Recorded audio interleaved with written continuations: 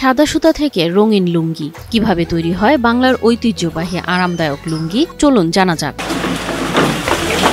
প্রতিটি লুঙ্গির পেছনে রয়েছে অসাধারণ প্রক্রিয়া। লুঙ্গির যাত্রা শুরু হয় বাজার থেকে আনা সাদা সুতার মাধ্যমে। সাদা সুতা কেনা লাগে, ঠিক আছে, ওই কোন কেনা লাগে কার্টুন সুতাটা কিনা এরা প্রথমে হলো আপনার ওই উইল্ডিং মেশিন আছে, ওগুলা দিয়ে পল্লা বানায়। কিনে আনা সাদা সুতাগুলো কারখানায় নিয়ে গিয়ে বড় বড় কড়াইয়ে রং জ্বালানো হয়, তারপর রোদে শুকিয়ে নেওয়া হয়। পল্লা বানায় এটা আবার বাটাই দেয়, বাটাই দিয়ে সুতাটা টানার পরে এটা আবার কালার করে, ঠিক আছে, কালার করার পরে এইটা আবার আপনার ওই পারি করার লাগে। এরপর নারীরা নাটাই দিয়ে ববিন ও নলিতে সুতাগুলো ভর্তি করেন। ডাম মাস্টারের নির্দেশনা অনুযায়ী সুতাগুলো ঘুরিয়ে ঘুরিয়ে সাজানো হয় এবং বিমে পেঁচানো হয়। মার দেয়, সুতায় মার দেয়, দিয়া পারি করে ওটা আবার ববিন করে, ঠিক আছে। ববিন করার পরে এটা আবার দুইটা ভাগ হয়, একটা হলো ওই ববিন দিয়ে আপনার এই ডামে ওঠে, ঠিক আছে। এই ডামের ডিজাইন হলো ওই মাস্টার আছে, ডিজাইন মাস্টার কোন কালার দিব দিয়ে আমরে ওই চার্টও দেয়, আমরা ওই চার্ট অনুযায়ী কাজ করি, ডিজাইন করি। বিমগুলো তাঁতের সাথে সংযুক্ত করে সুতার নলিগুলো মাকুরে ঢোকানো হয়। পাওয়ার লুম চালু করলে হরেক রকম ডিজাইনের লুঙ্গি তৈরি হয়। যে সুতাটা ওই মাকু দেওয়া চলে